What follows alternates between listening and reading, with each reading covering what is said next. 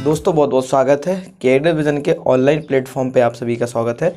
जैसे कि MP police और एमपी पीएससी को मद्देनज़र रखते हुए आज की ये क्लास पूरी मध्य प्रदेश के सामान्य अध्ययन पर रिलेटेड होगी। शुरुआत करते हैं, क्लास को पूरी देखिए। एक ही क्लास में मैं लगभग मध्य प्रदेश की भौतिक जानकारी आपको बता दूंगा। चलिए शुरुआत करते हैं। जैसा कि ये मध्य प्रदेश है, सबसे पहले नाम से ही देखते हैं। ये जो मध्य प्रदेश का नामकरण आया था, ये सबसे पहले पंडित जवाहरलाल नेहरू ने हमको ये नामकरण किया था। चूँकि पुराना नाम इसका सेंट्रल प्रोविंस एवं बरार के नाम से इसे जाना जाता था, और ये वाला नाम जो था वो ब्रिटिश भारत के समय पर हमारा आया था। इसके बाद भारत को मध्य प्रदेश को अन्य नामों से भी जाना जाता है। जैसे कि मध्य प्रदेश का एक नाम मिलता है, इसको हम बोलते हैं टाइगर स्टेट, और एक जो नाम मिलता है हमको, जिसको हम बोलते हैं नदियों का मायका। चूँकि बहुत सारी नदियाँ प्रवाहित होने के लिए इसको नदियों का मायका कहा जाता है। और एक जो नाम मिलता है उसको बोलते हैं हम डायमंड स्टेट, और एक जो अन्य नाम मिलता है वो मध्य में होने के कारण हम इसको फाइनली क्या बोलते थे, तो हम इसको बोलते हैं फाइनली मध्य प्रदेश। इस तरीके से मध्य प्रदेश के बहुत सारे नाम या बहुत सारे अन्य नामों से मध्य प्रदेश को जाना जाता है। चलिए, जैसा कि शुरुआत से ही मैं आपको बता दूं, ये मध्य प्रदेश जो है वो इंडिया का दूसरा जो है वो बड़ा क्या है, स्टेट है या बड़ा राज्य है। चूँकि इंडिया का पहला बड़ा जो राज्य है वो कौन सा है, तो वो राजस्थान है, और दूसरा कौन सा है, तो वो मध्य प्रदेश है। चूँकि टोटल इंडिया का क्षेत्रफल कितना है, तो 32,87,263 वर्ग किलोमीटर है। इसका 9.36% के आसपास जो है वो मध्य प्रदेश है। और मध्य प्रदेश का जो वर्तमान में क्षेत्रफल है वो कितना है, 308,252 वर्ग किलोमीटर। अब मैं आपको एक बात यहाँ पर क्लियर कर देना चाहता हूँ। ये मध्य प्रदेश गठन के पहले इसका मतलब ये था कि 1 नवंबर सन 2000 के पहले की बात यदि की जाएगी, तो मध्य प्रदेश प्लस छत्तीसगढ़ जब साथ में थे, तब मध्य प्रदेश और छत्तीसगढ़ दोनों साथ में होने के कारण देश के सबसे बड़े राज्यों में से एक थे। जब छत्तीसगढ़ और मध्य प्रदेश दोनों थे, तब इनका क्षेत्रफल लगभग 4 लाख के आसपास हुआ करता था। लेकिन वर्तमान में राजस्थान भारत का बड़ा है, और दूसरा बड़ा कौन सा है, तो मध्य प्रदेश, जो 308,252 वर्ग किलोमीटर तय करता है, जो देश के क्षेत्रफल का 9.36% के आसपास आता है। ठीक है, इसके आगे ले चलता हूँ मैं। देखिए, जैसा कि मध्य प्रदेश एक पूर्णतः लैंड लॉक्ड राज्य है। इसका मतलब ये होता है कि मध्य प्रदेश पूर्णतः भू आवेष्टित राज्य है। भू आवेष्टित का मतलब होता है कि मध्य प्रदेश एक पूरी तरीके से चारों ओर से भूमि से घिरा हुआ है। इसका मतलब ये है कि मध्य प्रदेश जो चारों ओर से है ना, भूमि से घिरा हुआ है। अब यही कहानी देख लेते हैं कैसे चारों ओर से घिरा हुआ है। तब हम ये पाएंगे कि जब मध्य प्रदेश चारों ओर से भूमि से घिरा हुआ है, तब हम ये पाएंगे कि ये वाला जो पार्ट है वो राजस्थान की सीमा को साझा करता है। और यहाँ हमारा मुरैना स्थित है। जो मुरैना एक ऐसा ज़िला है जो यहाँ राजस्थान और यहाँ यूपी की बॉर्डर को सीमा करेगा। और यूपी की बॉर्डर यहाँ से स्टार्ट होगी, देन यहाँ से यूपी की बॉर्डर स्टार्ट होगी, देन यहाँ तक आएगी, और यहाँ आएगी तो हम आ जाएंगे सिंगरौली पे। तो यहाँ जो है वो पूरा का पूरा यूपी की बॉर्डर को सीमा साझा करेंगे। मुरैना से लेकर हम ये निश्चित करते हैं कि ये झाबुआ वाला जो इलाका है, ये जो झाबुआ वाला इलाका है, मुरैना से लेकर झाबुआ तक पूरी राजस्थान की सीमा, और राजस्थान से सबसे ज़्यादा लगभग 1600 किलोमीटर के आसपास हम जो है वो तय करते हैं। और झाबुआ के बाद यहाँ हमारा हल्का टच करते हैं हम गुजरात वाली सीमा को, जो हम यहाँ पर अलीराजपुर को देखेंगे। और इसके बाद हम अलीराजपुर से लेकर यहाँ बालाघाट तक का जो इलाका है वो जो छुआ करता है, वो पूरा नीचे का जो लगा हुआ है उसको बोलते हैं हम महाराष्ट्र का इलाका और महाराष्ट्र का क्षेत्र।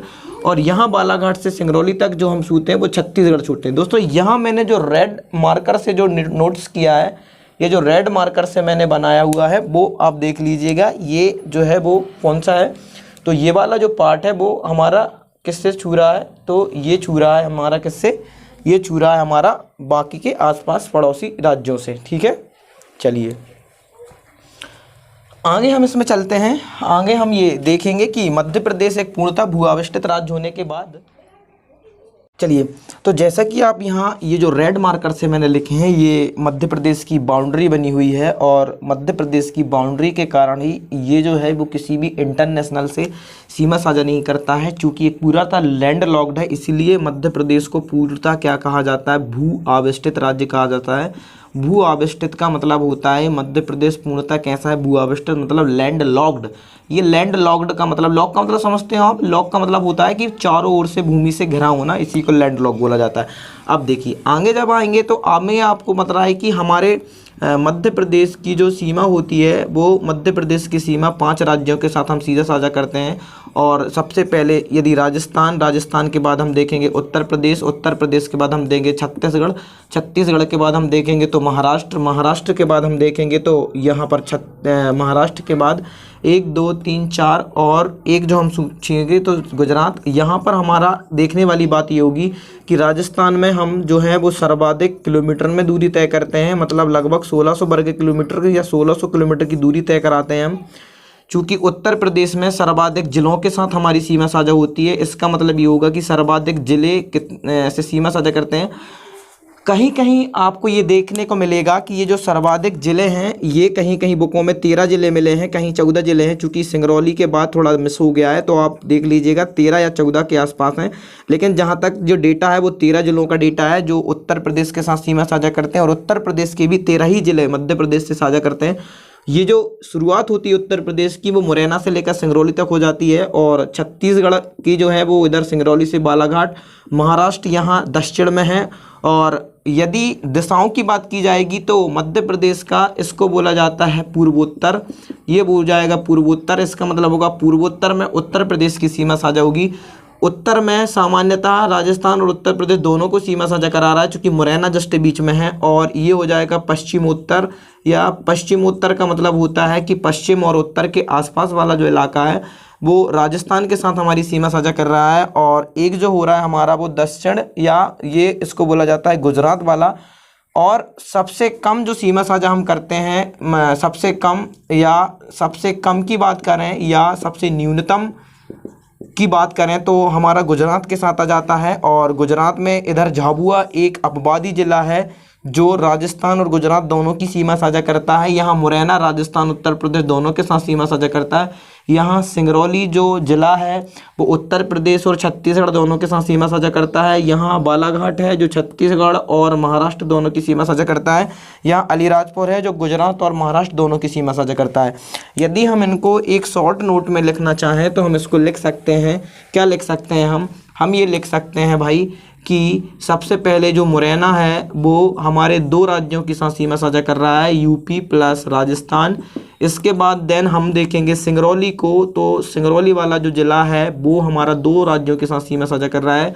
सबसे पहले Uttar Pradesh, then Chhattisgarh. 3rd number पे जो आएगा वो बालाघाट आ जाएगा।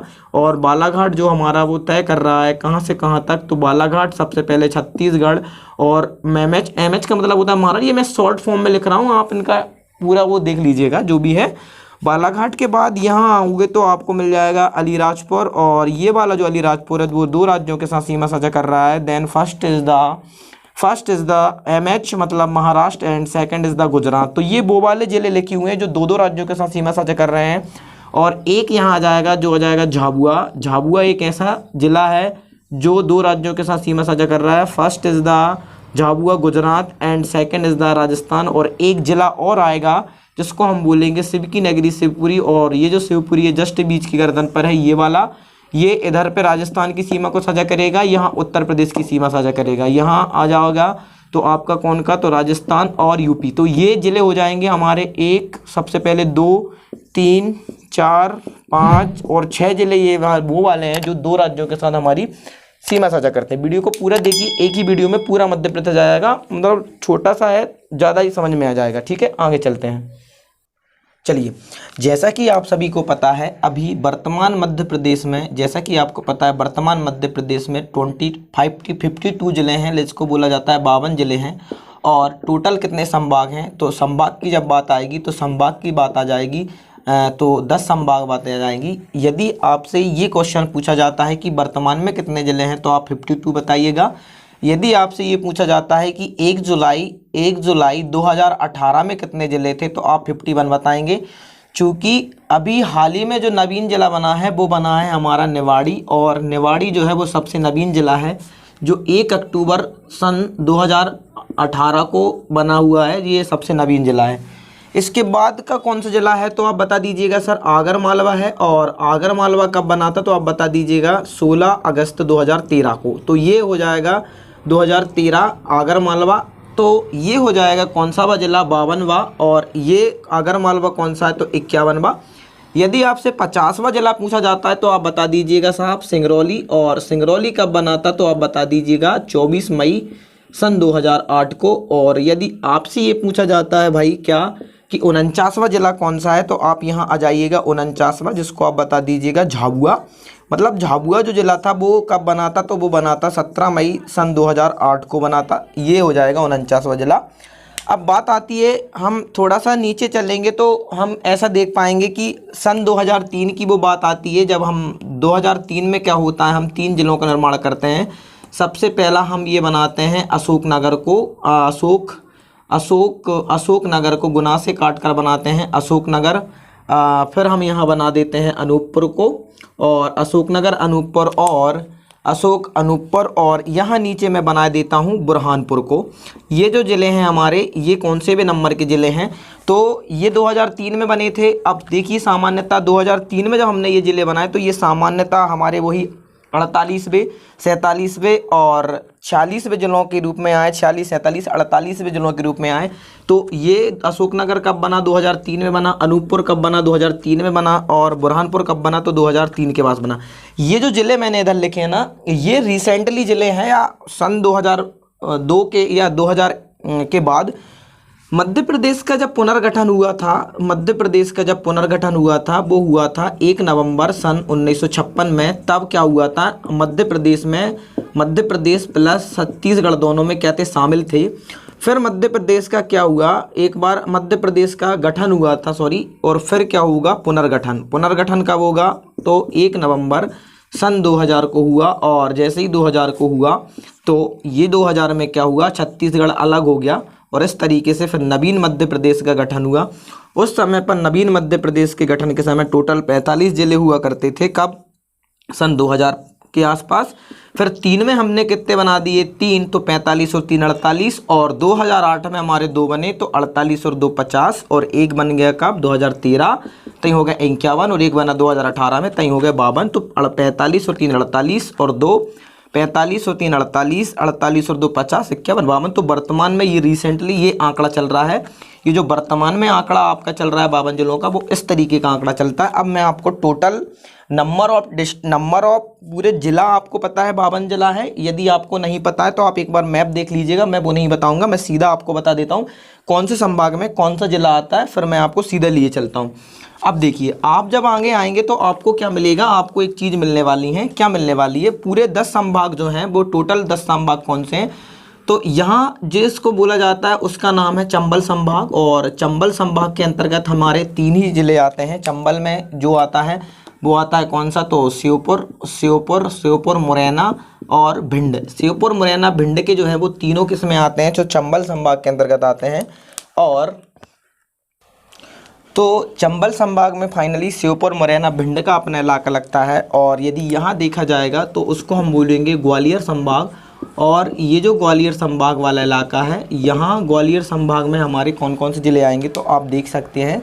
ग्वालियर संभाग में फाइनली वो वाले ज़िले आते हैं जिन्हें हम बोलते हैं, सबसे पहले तो इसमें ग्वालियर आ जाता है। ग्वालियर, अशोकनगर, ग्वालियर अशोकनगर, गुना, शिवपुरी और दतिया। तो अशोकनगर को हम मिठा से मिटा देते तो 1 2 3 4 और 5, ठीक है। 1 2 3 4 5, तो ये 5 जिले के समय आते हैं। तो ये ग्वालियर संभाग में ऊपर वाला हो गया। अब नीचे में आपको लिख के बता देता हूँ, लोकेशन वही है हमारी। ये होता है नीचे यहाँ पे सागर संभाग। सागर संभाग में आएगा कौन कौन सा तो सागर के बाद यहाँ जो लिखा हुआ है निवाड़ी के बाद टीकमगढ़ के बाद छतरपुर और छतरपुर के बाद यहाँ जाएगा पन्ना, छतरपुर, निवाड़ी, टीकमगढ़, छतरपुर, पन्ना और दमोह। तो ये वाले इलाके हो जाएंगे 1 2 3 4 5 6। तो ये जो 6 डिस्ट्रिक्ट हैं, ये 6 डिस्ट्रिक्ट किस में आते हैं, तो ये सागर संभाग के पार्ट हैं। चलिए आगे हम देखेंगे, तो मैं इसको थोड़ा अरेंज कर ही देता हूँ। तो यहाँ हमारा लगेगा तो वो रीवा संभाग मिलेगा। तो सबसे पहले रीवा के बाद यहाँ मिल जाएगा हमें सतना, रीवा, सतना, सीधी, सिंगरौली। रीवा इधर मिलेगा, सतना इधर मिलेगी, सीधी और सिंगरौली। तो रीवा, सतना, सीधी, सिंगरौली और रीवा, सतना, सीधी, सिंगरौली। चूँकि पन्ना जो था ना वो सागर संभाग के अंतर्गत आता था, पन्ना, ठीक है। तो रीवा, सतना, सीधी, सिंगरौली जो आते हैं वो रीवा संभाग के अंतर्गत आते हैं। और इसके बाद इस वाले पार्ट को यदि देखा जाएगा तो शहडोल संभाग में देखा जाएगा। और शहडोल संभाग की बात आती है तो शहडोल संभाग सबसे नवीन है। शहडोल संभाग का गठन 2008 में किया गया था। शहडोल संभाग के अंतर्गत जो जिले आते हैं वो कौन कौन से आते हैं, तो सबसे पहले शहडोल और उमरिया और अनूपपुर। शहडोल, उमरिया, अनूपपुर, यही 3 जिले जो आते हैं वो शहडोल संभाग में आते हैं। क्षेत्रफल की दृष्टि से सबसे बड़ा संभाग कौन सा है, तो क्षेत्रफल की दृष्टि से सबसे बड़ा जो संभाग आता है वो आता है हमारा जबलपुर संभाग। जबलपुर में आते हैं जेबीपी जबलपुर, जबलपुर के बाद आता है एनएसपी नरसिंहपुर, के बाद आता है डिंडोरी, के बाद हमारा आएगा मंडला, और मंडला के बाद आएगा जिसको हम बोलेंगे बालाघाट, और बालाघाट के बाद हम बोलेंगे उसको मंडला, बालाघाट, सिवनी, और सिवनी के बाद हमारा एक आ जाएगा कटनी, और कटनी के बाद हमारा जाएगा जिसको हम बोलेंगे छिंदवाड़ा।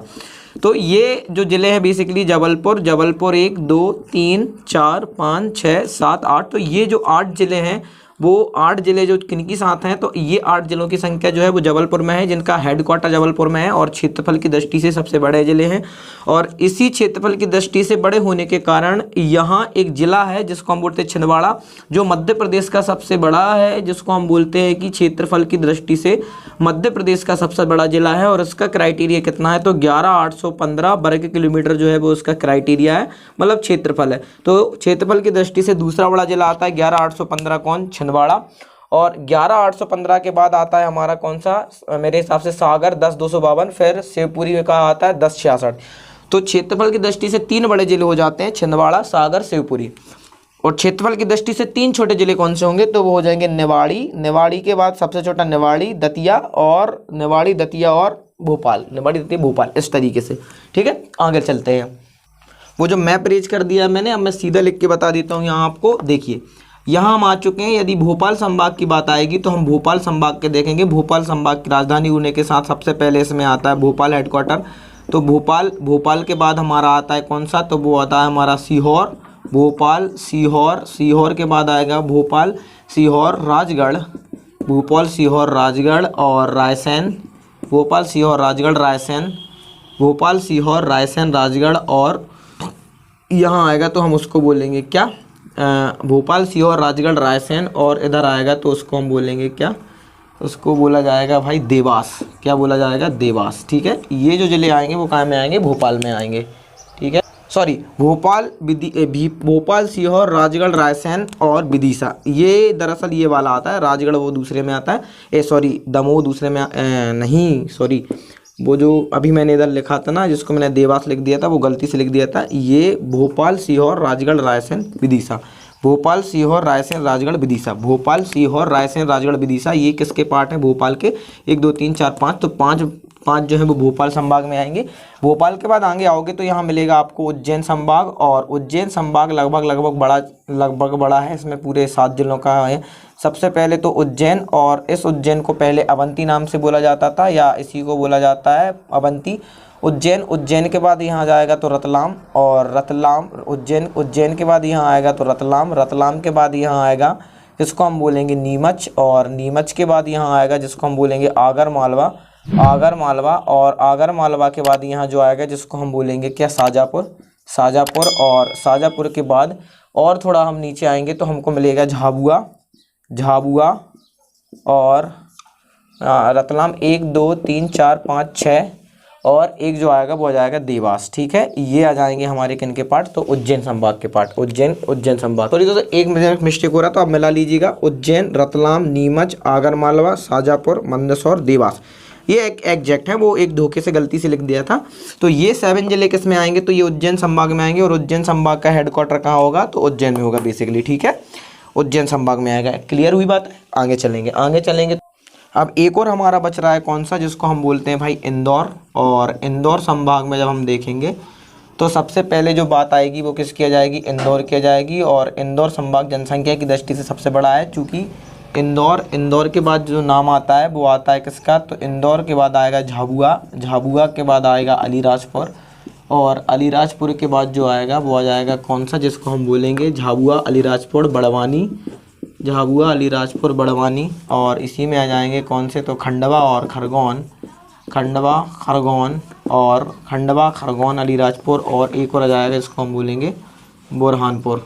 तो ये वाले इलाके जो आएंगे वो कहाँ में आ जाएंगे, इंदौर में। 1 2 3 4 5 6 7 और एक और बच रहा है कोई सा। इस तरीके से धार, खंडवा, खरगोन, झाबुआ, अलीराजपुर, बड़वानी, खंडवा, खरगोन, इंदौर, झाबुआ, अलीराजपुर, बड़वानी, खंडवा, खरगोन, बुरहानपुर, धांध, ये वाले जो जिले आएंगे वो किस संभाग में आएंगे, तो इंदौर संभाग में आ जाएंगे। ठीक है।